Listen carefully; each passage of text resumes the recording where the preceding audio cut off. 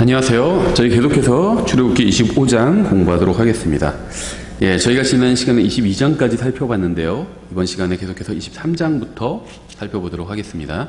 잠깐 기도하겠습니다. 하나님 아버지, 저희가 다시 주님의 말씀 앞에 나왔습니다. 이 말씀을 통해서 주님을 더욱더 알아가고 또 닮아가고 또 사랑할 수 있게 도와주시고, 특별히 주님의 말씀을 아는 것에서 그치는 것이 아니라 말씀대로 살 수 있도록 저희를 도와주시기 원합니다. 예수님의 이름으로 기도드렸습니다. 아멘. 계속해서 출애굽기 25장 23절부터 보겠습니다. 계속해서 성막에 관한 말씀이죠.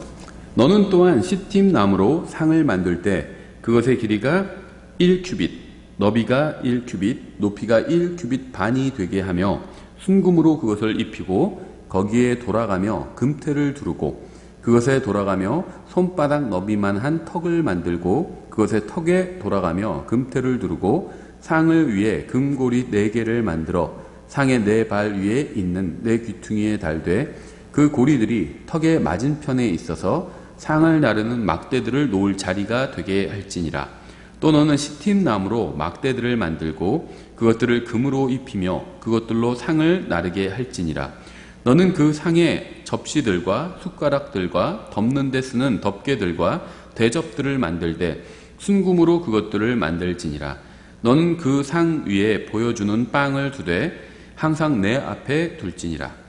상은 특별한 목적을 위해서 만드는 것이기 때문에 테이블 말하는 거죠. 테이블. 하나님께서 말씀하신 방법대로 만들어야 했습니다. 이 테이블, 이 상이 놓일 곳은 하나님께서 경배를 받으시는 곳이었죠. 부정한 것이나 합당하지 못한 것은 그곳에 둘 수 없습니다. 당연히 모든 것이 말씀하신 대로 만들어져 지정된 곳에 놓여야만 했습니다. 성소 안에 있는 모든 것이 의미가 있었고요, 모든 것이 특별한 의미를 가진 중요한 것들이었습니다. 우리도 성소의 기물들처럼 하나님 앞에서 특별한 존재죠. 구원받았고 또 하나님의 자녀가 되었다는 점에서 특별하다는 겁니다. 우리도 하나님을 섬기기 위해서 거룩하게 되었습니다. 따라서 우리의 마음과 생각과 말과 행동은 모두 성소에 어울리게 순결하고 아름다워야만 하겠죠. 쉽지 않은 일이지만, 그래서 우리가 매일 하나님 말씀을 읽고 말씀으로 우리의 모든 것, 마음과 생각과 입과 손과 다 씻어야 하는 거죠. 어떤 사람은요, 이 상 하나가, 테이블, 이 상 하나가 뭐 그렇게 중요하냐고 반문할 수도 있어요. 또 숟가락 하나가 뭐 그렇게 대단하다고 성경에 이렇게 어떤 식으로 만들어라 이렇게 기록하고 있는지 이상하다 이렇게 생각하는 분도 있을 겁니다. 하지만 하나님을 섬기는 일에 있어서는 모든 것이 중요합니다. 주님을 섬기는 동기와 수단과 방법이 다 순결하고 깨끗해야 합니다. 구원받은 사람은 하나님의 자녀입니다. 구원받은 사람의 인생의 모든 부분은, 그것이 아무리 작은 부분이라 할지라도 하나님께 중요합니다. 또한 주님을 섬기고 주님께 경배드리는 모든 것도 그것이 아무리 작은 부분이라 할지라도 중요합니다. 하나님과 나누는 교제에 관한 것이라면 아무리 사소한 것이라도 중요합니다. 우리는 최선을 다해서 만들고 금으로 둘러야 돼요. 무엇을? 우리의 섬김을. 최선을 다해서 섬기고요, 금으로 두르는 것처럼 가장 좋은 것으로 섬겨야 된다는 거예요. 우리 가장 좋은 것을 기꺼이 주님께 내어드려야 합니다. 왜냐하면 그분은 우리에게서 가장 좋은 것을 받으시기에 합당한 분이기 때문입니다. 또 오해하는 사람들이나 어떤 잘못 성도들을 인도하는 사역자들은요, 사역자도 아니죠. 잘못된 길로 인도하는 사람들은 성도들이 교회에 갖다 바치고 목사를 섬기는데 집중하도록 만들죠. 물론 교회가 주님의 사역을 수행하기 위해서 돈이 필요한 건 사실입니다. 성도들이 막 전 재산을 팔아서 바치게 하고 부인만, 아내만 나오는데 남편 몰래 팔아서 바치게 하고, 이런 건 잘못된 겁니다. 말씀의 사역자는요, 하나님을 위해서 성도들이 사는 법을 가르쳐야 돼요. 교회를 위한 어떤 특정한 사람이 아니라, 교주가 아니라, 목사가 아니라 하나님을 위해서 사는 법을 가르쳐야 합니다. 그리고 주변에 있는 사람들에게 어떻게 하면 좋은 간증을 보여주는지 그걸 가르쳐야 돼요. 이단들은, 사이비들은 다 가족들과 원수를 만들어버리죠. 자기네 교회에만 충성하게 하려고. 그건 사악한 짓이에요. 예, 계속해서 31절부터 끝까지 보겠습니다. 너는 또 순금으로 등잔대, 영어로는 캔들스틱입니다. 저희가 다른 데서도 언급한 적이 있는데요. 이 캔들이 이 당시엔 없었기 때문에 이걸 등잔이라고 번역한 것 같은데요. 성경에는 램프도 나오고 등잔도 나오고 캔들도 나오죠. 예, 그래서 저는 촛대로 촛불, 촛대, 또 초로 번역하는 것이 맞다고 생각을 합니다. 이 당시에 있었는지 없었는지 누가 알겠어요, 그걸. 예, 성경이 캔들과 램프를 구분한다면 우리도 캔들과 램프를 구분하는 게 맞겠죠. 예, 너는 또 순금으로 등잔대를 만들 때 등잔대를 두들겨서 만들고 그것에 대와 가지들과 잔들과 둥근 꽃받침들과 꽃들을 같은 것으로 만들며 6가지가 등잔대 옆에서 나오게 하되 등잔대의 3가지는 이쪽에서 나오게 하고 등잔대의 3가지는 저쪽에서 나오게 하며, 뭐 이걸 저희가 자세하게 설명하지는 않겠습니다. 그냥 읽겠습니다. 왜냐하면 기록된 그대로예요. 충분히 머릿속으로 그려볼 수 있죠. 한 가지의 둥근 꽃받침과 꽃이 있는 아몬드 모양의 잔 3개가 있게 하고 다른 가지의 둥근 꽃받침과 꽃이 있는 아몬드 모양의 잔 3개가 있게 하여 등잔대에서 나오는 6가지에 그와 같이 할지니라. 또 등잔대에 둥근 꽃받침들과 꽃들이 있는 아몬드 모양의 잔 4개가 있게 하며 등잔대에서 나오는 6가지에 따라 같은 것으로 된 2개의 가지 밑에 둥근 꽃받침 하나가 있게 하고 또 같은 것으로 된 2개의 가지 밑에 둥근 꽃받침 하나가 있게 하며 또 같은 것으로 된 2개의 가지 밑에 둥근 꽃받침 하나가 있게 할지니라. 그것들의 둥근 꽃받침들과 가지들을 같은 것으로 만들지니 곧 그것을 다 순금으로 두들겨서 하나로 만들지니라. 너는 등잔대에 등잔 7개를 만들고 그들이 그것의 등잔들에 불을 붙임으로써 그것들이 그것의 맞은편으로 빛을 발하게 할지니라. 또는 등잔대 부집개들과 불똥 그릇들을 순금으로 만들지니라. 그가 등잔대의 이 모든 기구를 순금 1달란트로 만들되 너는 주의하여 산에서 내게 보여준 그것들의 양식대로 그것들을 만들지니라. 말씀하신 대로 보여주신 대로 그대로 하라는 거죠. 본문은 성소에 들어갈 기물에 관하여 문자 그대로의 지침이죠. 하지만 영적으로는 신약의 그리스도인들을 위해서 많은 것을 상징하고 있습니다. 하나님께서는 등잔대에 관한 명확한 지침을 주셨죠. 모세는 주님께서 주신 지침을 일꾼에게 전달해 주어야 했죠. 어떤 사항도 더하거나 빼서는 안 되었고요. 임의로 변경해서도 안 되었죠. 등잔대를 만드는 기술자들도 주님께서 모세를 통해서 주신 지침대로 가감없이 만들어야만 했습니다. 주님께서는 우리가 아무것도 더하거나 빼지 않고 주님께서 말씀하신 대로 순종할 때에만 기뻐하십니다. 100% 순종만이 순종이죠. 절반의 순종은 불순종이에요. 그렇죠. 어떻게 하라고 그랬는데 그렇게 안 하면 그건 자기 마음대로 한 거죠. 말씀하신 그대로 해야 그것이 말씀하신 대로 행한 겁니다. 그래서 우리가 하나님의 말씀을 읽고 연구해야 되는 이유가 거기에 있는 거예요.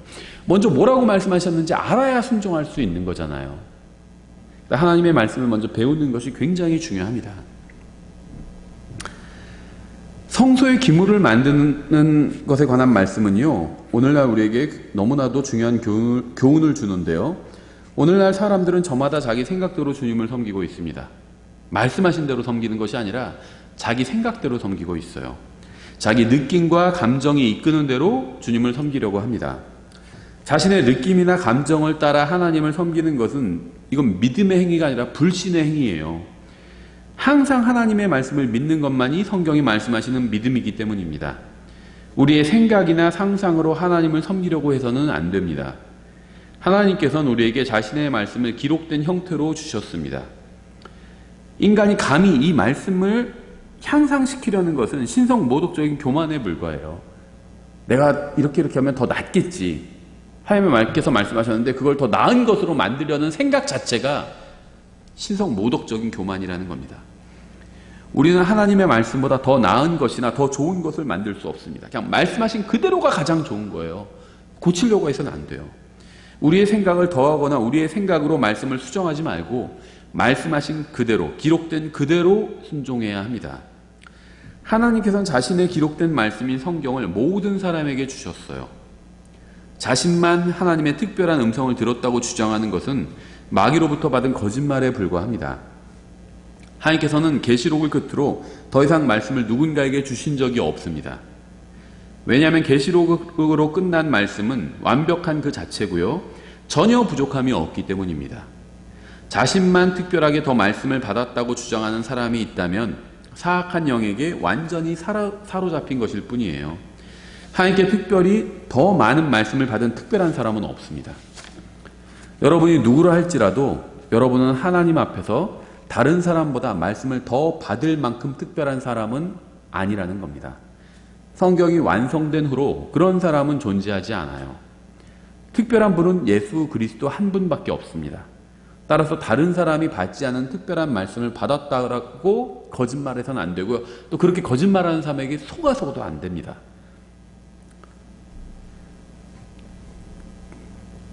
자기만 특별한 말씀을 받았다, 이런 주장은요, 마귀에게 속한 거짓말이고 거짓된 영성이에요. 꿈이나 환상이나 상상한 것을 가지고 마치 자신이 특별한 계시를 받은 것인 양 말하면 안 됩니다. 음성을 들었다고 거짓말하면 안 돼요. 또 그런 거짓말에 속아서도 안 돼요. 성경을 알고 기록된 그대로 믿는 사람들은 그런 거짓말에 속지 않습니다. 40절에서 이렇게 말씀하셨죠. 너는 주의하여 산에서 내게 보여준 그것들의 양식대로 그것들을 만들지니라.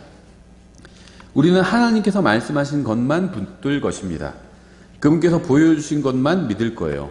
성경과 일치하지 않는 인간의 생각이나 체험이나 꿈이나 환상은 모두 마귀의 미혹으로 간주하고 거부할 겁니다. 우리는 항상 성경만 붙들 겁니다. 그것이 가장 안전한 길이기 때문입니다. 광야에 있던 성막은 하늘에 있는 진짜 성막의 모형입니다. 지상의 성막은 하늘에 있는 것을 보고 그것들의 양식대로 만들었어요.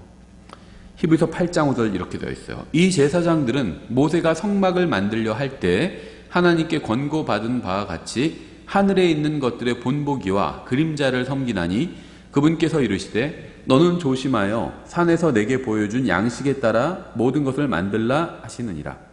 9장 23절 그러므로 하늘들에 있는 것들의 모형들은 이런 것들로 깨끗하게 할 필요가 있었으나 하늘의 것들 그 자체는 이런 것들보다 더 나은 희생물로 하여야 할지니라. 지상의 성막은 하늘에 있는 것의 그림자였어요. 그림자라는 것은 실체가 있다는 것이죠. 실체가 따로 있다는 거예요. 하늘에는 성소가 있습니다. 지상에 있는 것은 하늘에 있는 그림자예요. 지상에 있는 성막은 일시적인 것이었습니다.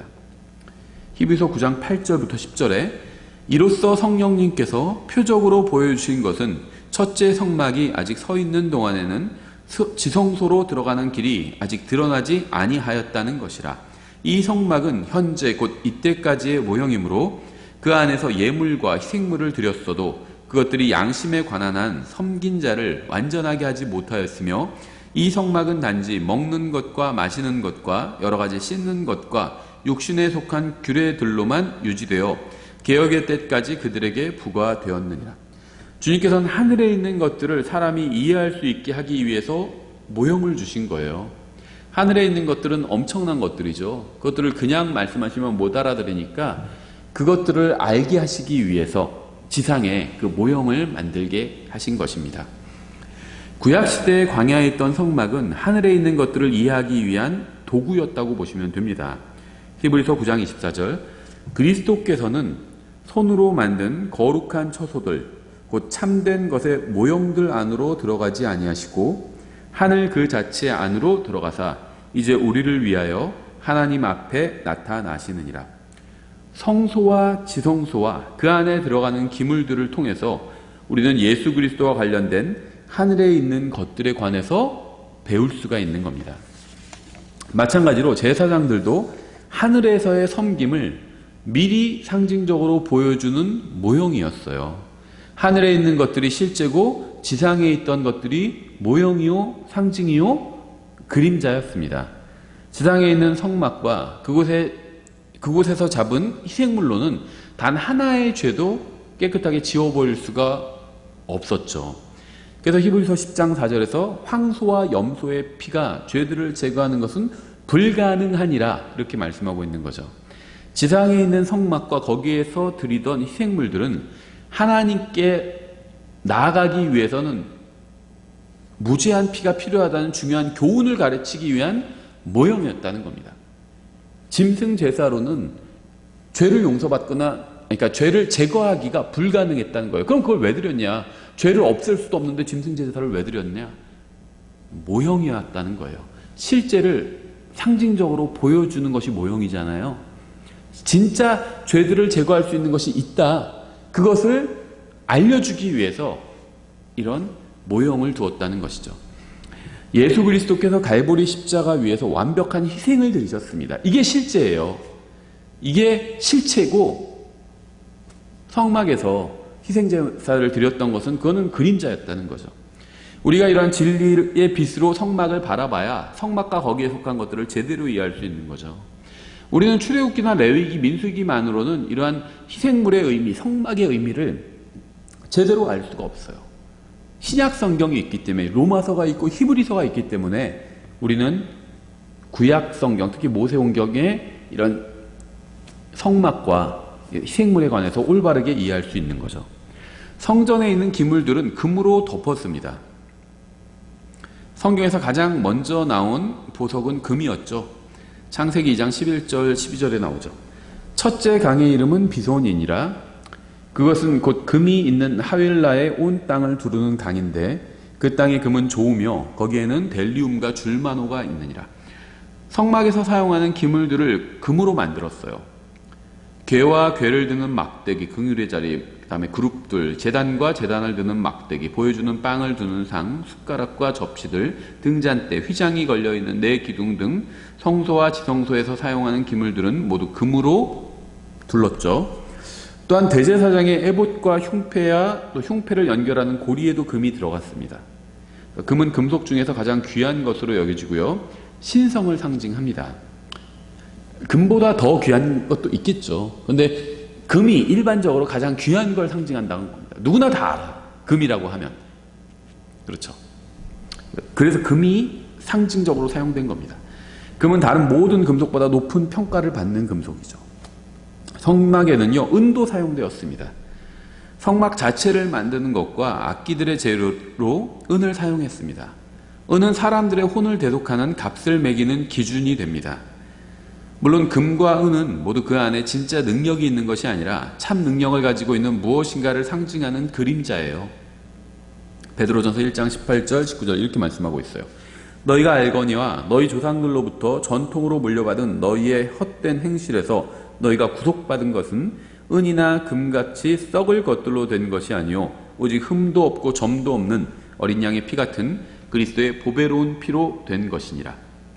성막을 만드는 데는 놋도 사용되었습니다. 제단과 같은 기물들과 성막 자체를 만드는 데 놋을 사용했죠. 이 놋이 제단의 주 재료로 사용된 이유는요, 구속을 상징적으로 보여주기 때문입니다. 놋제단은 예수 그리스도의 십자가를 상징해요. 제단은 그 위에 있는 모든 것들을 태워버리지만 그 자신은 아무런 해도 입지 않고 그대로 있습니다.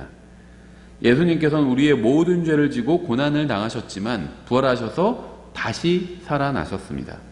오직 예수 그리스도만이 하나님의 진노와 십자가의 고난을 그러니까 감당해내실 수 있었죠. 예수님이 아니면 그 누구도 하나님의 진노와 이 십자가를 견뎌낼 수가 없었을 겁니다. 성막에 사용된 색도 중요한 진리를 상징하고 있어요. 청색, 자주색, 주홍색이 나오는데요. 이것들은 다 무엇인가를 상징하고 있어요. 청색은 하늘의 색깔이고요. 또 하늘을 상징합니다. 성막에 청색이 들어간 이유는 하나님과 나누는 교제가 하늘처럼 무한함을 보여줍니다. 우리의 마음은 땅에 매어 있지 않고 하늘에 향해서 있어야 되죠. 자주색은요, 왕과 또 고귀함을 상징합니다. 이 색은 자신의 왕자에 고귀하게 앉아 계신 예수 그리스도를 상징합니다. 주홍색은 인간을 상징합니다. 아담이란 말은 붉은 흙이라는 의미죠. 그래서 이 색은요, 주홍색은 예수 그리스도께서 겸손하게 낮아지셔서 인간이 되시고 또 죽기까지 순종하심을 상징합니다. 예수님은 인간이 되셔서 십자가 위에서 주홍색 피를 흘리셨습니다. 청색과 자주색과 주홍색은 하늘에 속한 왕께서 피를 흘리고 인간의 죄를 대속함을 상징적으로 보여주는 겁니다. 하늘의 왕이신 하나님께서 세상에 오셔서 인간이 되셔서 우리의 죄값을 십자가 위에서 모두 다 갚아주셨다. 이러한 사실을 상징하고 있는 거예요. 물론 우리가 이 출애굽기만 봐서는 이런 사실을 알 수가 없죠. 우리에게는 신약 성경이 있잖아요. 그래서 이 향상된 계시라는 것은 무엇이냐면 앞에서 주신 계시보다 뒤에서 주신 계시가 더 양이 많다는 겁니다. 그럴 수밖에 없어요. 왜냐하면요. 예를 들면 구약의 대언자들이 계시를 받았고 신약의 사도들도 계시를 받았죠. 근데 신약의 사도들은요. 구약의 대언자들이 받은 계시를 다 이미 받아서 가지고 있어요. 그렇죠. 그래서 대언자보다 사도가 더 많은 계시를 가지고 있을 수밖에 없습니다. 그래서 구약은 신약의 빛으로 해석해야 돼요. 구약의 빛을 그러니까 거꾸로 신약을 구약으로 해석하려고 한다면 그건 이단이 됩니다. 대표적인 게 바로 안식일을 지키려는 것. 그게 구약으로 신약을 해석하는 거죠. 이단 교리예요, 그건. 신약으로 구약을 해석해야 합니다. 우리가 이렇게 이런 색깔들, 또 이런 금, 은, 놋과 같은 이런 금속들이 이런 것들을 상징한다. 이렇게 얘기할 수 있는 이유는요. 우리에게 신약 성경이 있기 때문이에요. 제가 지금 얘기한 것들이 신약에서 말씀하시는 진리와 부합하죠. 신약으로 구약을 해석한 겁니다. 성막의 문은 휘장이죠. 휘장은 하나님께서 계신 곳과 인간이 있는 곳을 분리하는 문입니다. 예수님께서는 하나님께 나아갈 수 있는 유일한 문이에요. 성전의 휘장이 찢긴 것처럼 예수님의 몸은 십자가 위에서 찢기셨습니다. 성전에 사용된 금은 하나님께서 영광 중에 계심을 상징하죠. 은은 구속을 상징합니다. 죄에 팔려간 인간을 값을 지불하고 대속함을 상징하죠. 은이. 놋은 희생물을 하나님께 바침을 상징합니다. 청색은 주님께서 하늘에서 내려오심을 상징합니다. 자주색은 사람들 사이에 거하시는 왕을 상징합니다. 주홍색은 우리를 구원하기 위해서 흘리신 주님의 피를 상징합니다. 성경의 어느 한 부분은 다른 부분보다 더 어려워 보이기도 합니다. 성경의 어느 한 부분은 다른 부분보다 재미없어 보이기도 합니다. 하지만 우리가 조금 더 주의 깊게 읽고 믿는 마음으로 성경을 연구한다면 우리는 성경의 모든 장에서 우리의 구원자가 되시는 예수 그리스도를 발견할 수 있고요. 정말 벅찬 마음으로 하나님을 찬양할 수 있게 됩니다. 그러니까 우리가 성경과 더 친해지면 친해질수록 성경이 더 재미있어진다는 거예요. 민수기 이런 성경의 이런 책들을 난 좀 재미가 없다 이런 분들은요. 아직 친하지 않아서요. 어색한 겁니다. 우리가 친하지 않은 사람과 만나면 어색하고 재미가 없잖아요. 그러니까 성경과 친해지면 친해질수록 성경을 더 알아가면 알아갈수록 하나님을 더 알아가면 알아갈수록 성경이 더 재미있는 책이 된다는 겁니다. 예, 오늘 여기까지 보고 다음 시간에 계속해서 26장 공부하도록 하겠습니다. 수고하셨습니다.